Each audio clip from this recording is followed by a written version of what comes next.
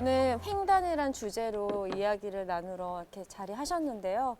그 작가님, 편집장님과 인사 한번. 예, 안녕하세요. 예. 그 얼마 전에 시베리아 열차 횡단 여행을 무려 석 달간 다녀오셨다고 들었는데요. 거기에 대해서 좀 들어보고 싶어요. 어떤 결정적인 계기가 있었길래 갑자기 훌쩍 떠나게 되셨는지.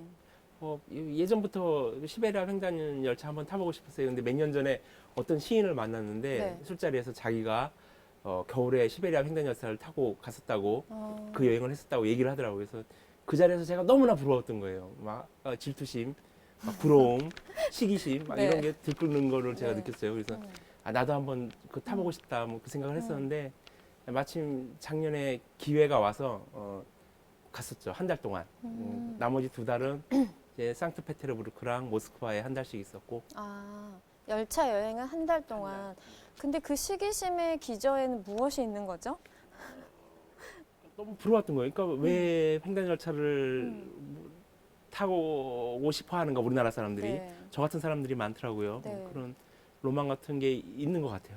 우리나라 사람들한테. 그래서 그게 아마 자극이 된 거겠죠. 저는 사실은 횡단 여행에 대한 큰 로망이 없는 편이거든요. 근데 편집장님은 여기에 대해서 어떻게 생각하세요? 저는 가보고 싶은 생각이 있는데 대신에 이제 뭐냐면 갖다 이제 그게 너무 지루하다는 말이 있어서 그 기차 안에서만 계속 있는 것이 지루하다는 말이 있는데 횡단을 해보고 싶은 생각이 있어요. 그래서 이제 시베리아 쪽, 그다음에 이제 미국 쪽, 미국에서 대륙 횡단을 한번 해보고 싶은 생각이 있는데 예전에 이제 우리 역사를 봐도 이제 사실 이 위로 쭉 이제 올라가서 만주라든가 이런 데 그냥 자유롭게 왔다 갔다 했었는데 한국은 지금 사실 거의 100년 동안 이제 갇혀 있는 거죠, 이 안에 그냥. 그러다가 보니까 뭔가 이제 그 욕망 같은 것들이 어떻게 보면 이제 한국 사람들이 해외에도 사실은 중국인 다음으로 많이 나가 있잖아요. 네. 이를테면 중국인과 그다음에 유대인과 뭐 이런 사람들 못지않게 한국인들이 되게 많이 나가는 어떤 그래서 되게 이 자유분방하고 약간 그런 게 있는데 그런 지점에서 어떻게 보면 이제 한국인들이 약간 횡단에 대한 로망 같은 것들도 많이 좀 있는 것이 아닐까.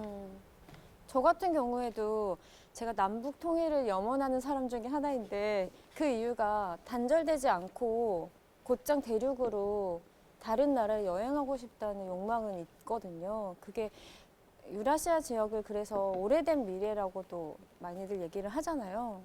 거기에 대해서는 어떻게 생각하세요? 우리나라 민족이 처음에 한반도에 정착하게 된 게 그 지역을 거쳐서 왔을 거잖아요. 아마 거기에 대한 어떤 원시적인 어떤 기억 같은 거, 네. 뭐 원형질적인 어떤 기억, 뭐 아니면 그리움 이런 게 아직 남아 있다고 볼 수도 있죠. 이런 거는 이런 얘기를 하면 좀 황당하게 들릴 수도 있는데 네. 그런 게 우리나라 사람들한테는 무의식적으로 그 심겨져 있을 수가 있고 또 하나는 이제 말씀하신 것처럼 작은 나라에 사는 사람들이 큰 어떤 대륙에 대한 동경 네. 같은 거, 그 다음에 하얗게 눈이 쌓이고 그런 어떤 서론에 대한 미적인 어떤 동경, 아름다운 것에 대한 동경, 뭐 이런 것도 있을 수 있고 또 한편으로는 그 울창한 숲이나 아니면 그 토양 같은 거, 그런 어떤 풍요로움에 대한 어떤 동경, 뭐 이런 여러 가지 것들이 다 섞여져서 아마 우리나라 사람들이 시베리아 횡단 열차를 다 타보고 싶어 하지 않는가 뭐 그런 생각이 들어요. 또 사실은 시베리아는 우리나라랑 역사가 별로 겹치지가 않잖아요. 중국이나 일본은 우리나라랑 가까운데 네. 시베리아는 뭐 별로 우리랑 역사랑 겹치는 게 없어서 우리나라 사람들이 굳이 동경심을 로망을 가질 이유는 없는데 네. 다 그런 걸 갖고 있더라고요. 그래서 이 얘기를 우리나라 사람들도 그렇고 지금 모스크바에 가 있는 한인들도 그런 얘기를 하더라고요. 왜 그걸 타고 싶어 하는지 모르지만 네. 타고 싶다. 그런 얘기를 그 하더라고요. 말씀은 뭔가 한국인 DNA에 새겨져 있다는 말씀처럼. 그러니까 이런 얘기하면 들리네요. 황당하게 네. 들리죠. 근데 어, 이렇게 여러 가지 요인들이 다 합쳐져서 네. 우리나라 사람들은 언젠가는 한번 타고 싶어 한다는 그런 생각이 있는 것 같아요. 방금 말씀하신 대로 뭔가 시베리아 횡단 열차 하면 겨울이 뭔가 즉각적으로 생각이 들고 처음에 어떤 시인께서 갔다 오셨다는 말씀을 들었다고 했는데 뭔가 시인처럼 감성적인 느낌이 사실은 따라 붙거든요. 근데 직접 갔다 오시니까 어떤 인상이셨는지 좀 궁금하네요. 일단 너무 좋았어요. 그러니까 우리나라에서 전혀 볼 수 없는 것들을 보고 왔다는 게 일단 중국만 가더라도 우리나라랑 다 똑같잖아요. 나무도 똑같고 산의 생김새도 똑같고 그런데 뭐 시베리아 같은 경우에는 내가 처음 보는 나무들, 처음 보는 땅의 색깔, 처음 보는 어떤 늪이 많더라고요. 거기 그런 것들. 네. 뭐 처음 보는 주택 구조 뭐 이런 것들을 보면 아, 잘 오긴 했구나, 오길 잘했구나 그런 생각이 들어요. 거기가 굉장히 아름다운 게 뭐냐면 러시아 사람들도 자기가 창밖에 하염없이 서서 밖을 봐요. 아, 너무 아름다워서. 예, 자기네 나라인데도 맨날 지나다닐 텐데도 러시아 사람들이 그 열차 통로에 서서 창밖을 바라보더라고요. 그 자부심이 엄청 나겠네요. 아, 그것까지는 모르겠어요. 안 물어봐서. 열차 여행하면은 차창 밖으로 보이는 풍경 같은 것들에 대한 이야기를 들을 수 있을 줄 알았는데 아까 잠깐 얘기를 들어보니까 너무 창이 뿌예서 아무것도 보이지 않는다고 하시더라고요. 잘 안 보여요. 우리의 로망은 약간 이제 그 시베리아를 떠올리면은 닥터지바고, 닥터지바고에서 갔다가 이제 계속 이제 시베리아 쪽으로 이제 가고 이제 그런 게 있잖아요. 네, 네. 그래서 그런 것 때문에 어떻게 보면 로망이 약간 생긴 것들도 있을 것이고, 그러니까 역시 그러니까 이제 그 횡단이라고 하는 것들은 새로운 걸 보는 건데, 네. 그 이제 말씀하신 것처럼 이제 정말 시베리아라고 하는 거는 우리가 경험할 수 없는 거잖아요. 전혀. 아무리 갖다 사례가 있다라고 이야기를 해도 네. 봄, 여름, 가을, 겨울 어디도 속하지 않는 완전히 다른 것을 갖다가 경험하고 보고 있다라고 하는 그 느낌 때문에 어떻게 보면 그거를 보고 싶어 하는 것 같아요. 뭔가 횡단이라는 것 자체가 멈춰서서 뭔가 지긋하게 뭔가를 바라본다는 의미가 같이 들어가 있는 것 같아요. 네. 횡단의 의미는 그냥 우리가 막연하게 머릿속으로만 생각하는 네. 그런 것들을 실제로 가서 체험을 한다는 거죠. 이를테면은 프랑스의 그 앙리 베르라는 철학자가 있어요. 근데 네. 그 사람이 9.11 그 뭐죠? 2000년대 초에 미국에서 9.11 테러 일어나잖아요. 그 쌍둥이 빌딩. 네. 그 이후에 프랑스에 있는 사람이 미국으로 가요. 미국으로 와서 횡단 열차를 탑니다. 미국에도 횡단 열차가 있잖아요. 네. 그걸 타면서 미국을 횡단을 해요. 미국 대륙을. 그러면서 우리가 알고 있는 것들, 프랑스에서 내가 알고 있는 그런 어떤 상상 속의 미국이 실제의 미국과 어떻게 다른가, 실제의 미국은 어떤가를 그 사람이 하나하나 검증을 합니다. 그러니까 우리가 그런 걸 흔히 실증적인 태도라고 그러죠. 실증주의적인 태도라고. 그래서 그 사람이 실제의 미국을 바라보면서 횡단 열차를 타요. 그 얘기를 아메리칸 버티코라는 책으로 풀어낸 게 있습니다. 그게 우리나라에도 번역돼서 나왔고, 그다음에 또 똑같은 시기에 9.11 테러 난 직후에 프랑스의 기소르망이라는 또 철학자가 있어요. 그 사람도 똑같이 미국을 횡단을 합니다. 기차를 타고. 그거는 이제 우리나라에서는 뭐라고 하냐면 메이드 인 USA라고 해서 그러니까 미국이 얼마나 현대에서 어떤 의미를 가지고 세계를 어떻게 변화시켜 나가고 있는가를 실제로 그것도 똑같이 실증을 하는 거죠. 그러니까 횡단이라고 하는 것은 우리가 막연하게 지식으로만 그러니까 뭐 어떤 사진이나 네. 글이나 책이나 영화로만 알고 있던 사실을 자기가 직접 가서 검증을 하는 그런 어떤 실증적으로 검증을 하는 그런 과정이라고 생각을 해. 그런 행위라고 그렇게 생각을 합니다. 뭔가 관통한다는 느낌도 드는 것 같아요. 네. 그랬을 때 저는 그 궁금한 게 모스크바도 이제 그 풍경을 조금 영화 같은 걸 봐서 이제 알 수 있고 그다음에 같은 생페테르부르크라든가 이런 데도 알 수가 있는데 그 중간에 있는 도시라든가 마을들은 어떤 풍경일지 아니면 그것이 어떻게 변화가 있는지가 이렇게 약간 궁금하거든요. 정말 이렇게 전혀 모르니까. 네. 그 러시아 제가 잘하는 건 아니지만 한 달밖에 안 있었으니까 시베리아에. 근데 러시아가 민족이 굉장히 많고 그다음에 이렇게 동에서 서로 굉장히 넓잖아요. 그러니까 도시들이 또 제가 가봤던 도시들이 다 보통 하루 반에서 이틀의 거리 굉장히 긴 뚝뚝 떨어져 있는 도시들이라서 다 틀려요. 그 성당의 모습 각 도시마다 성당이 있는데 성당 디자인, 뭐 사람들 인종, 그다음에 음식 뭐 똑같은 게 거의 없다고 그렇게 생각이 들어요.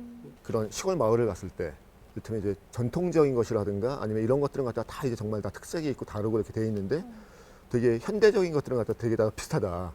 작년에 이제 부천 영화제에서 제가 이제 투어리즘이라고 하는 일본 영화를 이제 상영을 했었는데 그 영화가 뭐냐면은 일본 여자 두 명이 젊은 여자 두 명이 싱가포르를 갔다 여행 가는 거거든요.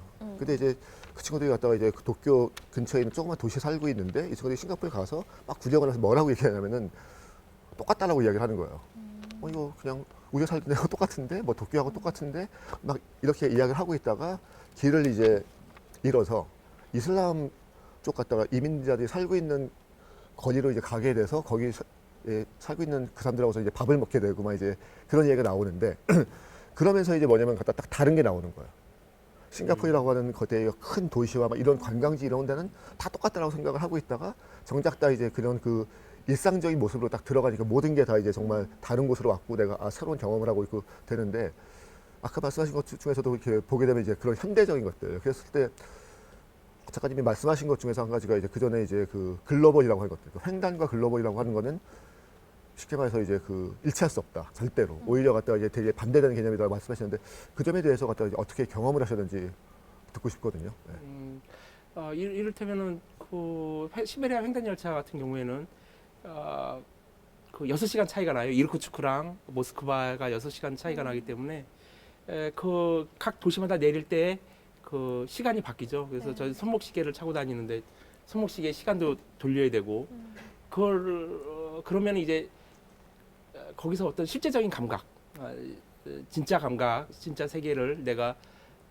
경험하고 있다는 그런 생각이 들죠. 느낌이 동시성이라고 그러면은 이제 어떤 인터넷을 통해서 그러니까 그 전신 전화가 발명된 게 그 언젠가 19세기인가요? 전신 전화가 발명되고 그 다음에 인터넷이 발명돼서 전신 전화가 발명되면 우리나라에서 저 미국에 있는 사람하고 통화를 할 수가 있죠. 전화. 그게 동시성이잖아요. 그다음에 인터넷으로 또 우리나라에서 있던 데이터를 러시아에서 받아볼 수 있고 이런 게 동시성인데 인터넷이나 전신 전화.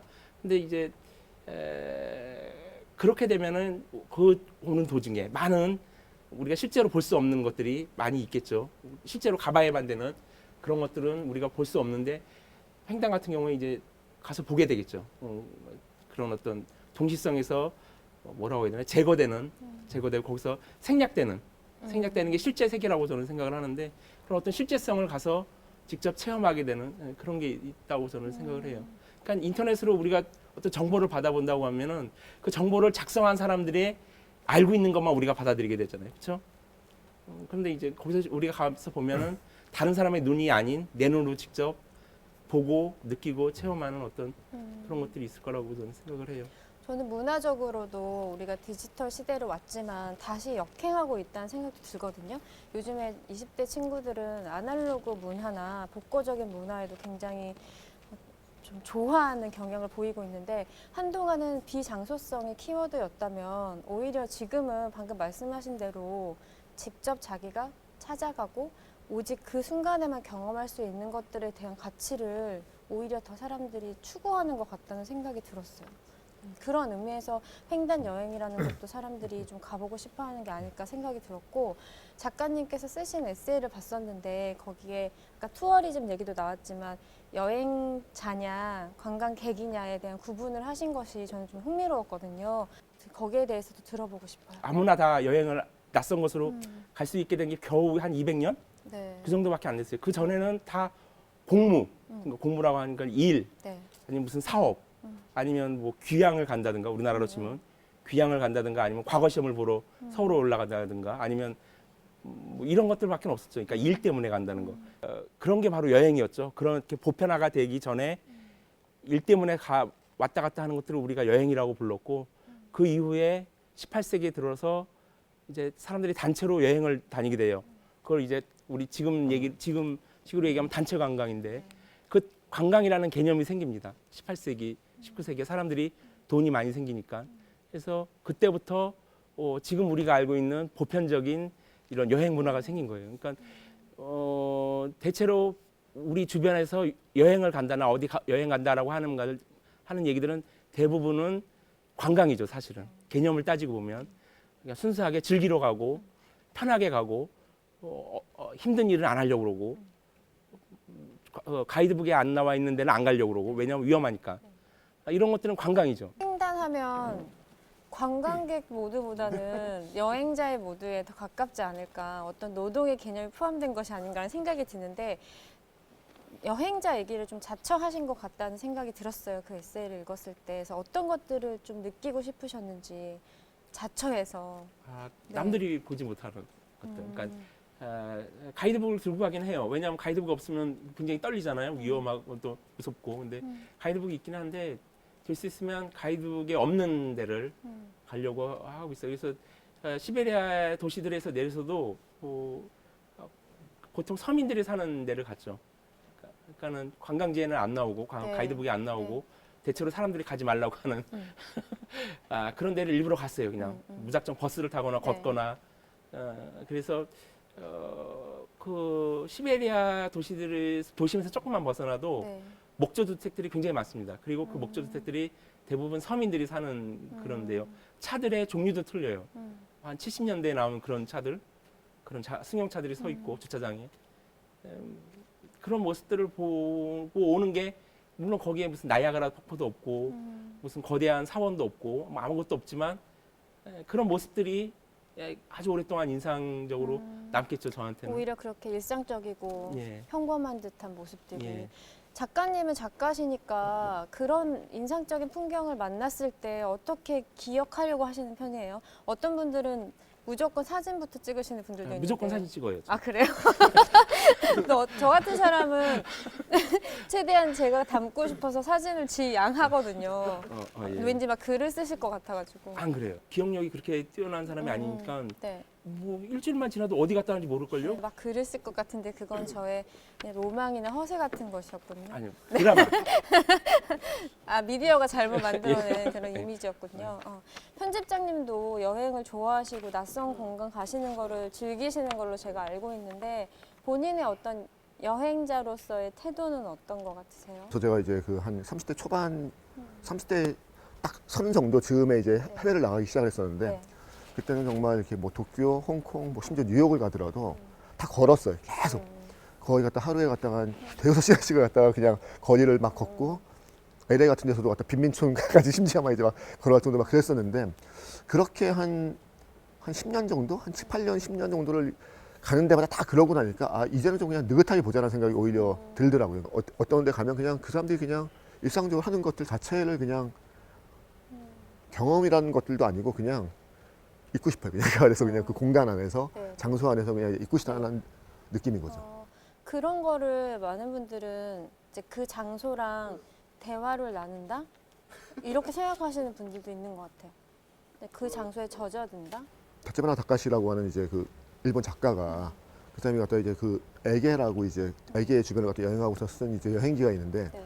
거기 보면 이제 그 사람이 이제 그러니까 유적이라고 고대 유적이라고 하는 거를 갖다가 이게 어떻게 볼 것인가에 대해서 쓴 이야기가 있는데 그냥 자기는 일단 가서 앉아서 보라는 거예요 그냥.